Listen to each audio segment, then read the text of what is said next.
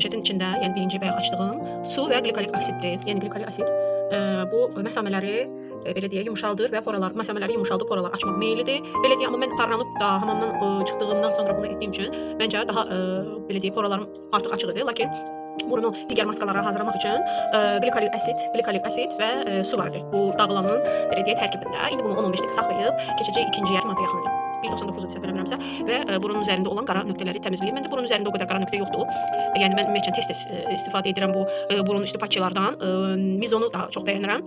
Bir də enzim pudra istifadə etdiyim üçün, yəni enzim kirşan istifadə etdiyim üçün, yəni məndə qara nöqtə artıq qalmır və səfki olanda biraz buralarda olur. Yəni belə qara nöqtə tipli olan bu belə deyək, məsaməd olanlar görürsüz belə eləyirəm. Burada biraz görünür. Yəni bəlkə burun üstü yox, aşağı eləyərdim gərək. Nəysə, gələn səfər artıq bundan bir dənə almışdım. Raza Beauty idi, səhv eləmirəmsə Targovdakı filialından və belə, hadi bakalım. Və artıq 5-10 dəqiqə keçib bunu çıxardıram, qurmuyor və ikinciyə keçirəm. İkincidə dağılan bir şey yoxdur. Bu sırf qrup açdı. Bu qrup açıb biz indi yaş eləyəcək və həmən o qara nöqtələri, lazımsız tüklər və s. çıxardacaq. Belə görünür. Evet bir şeydir bax.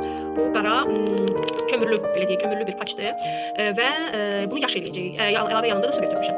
Bunu belə açırıq və indi bu sudur məndə. Və bunu belə ayaqdakı pamıqla yaş eləyib bax. Baxın bunu belə yaş eləyə-eləyə bunu bura yapışdırırıq.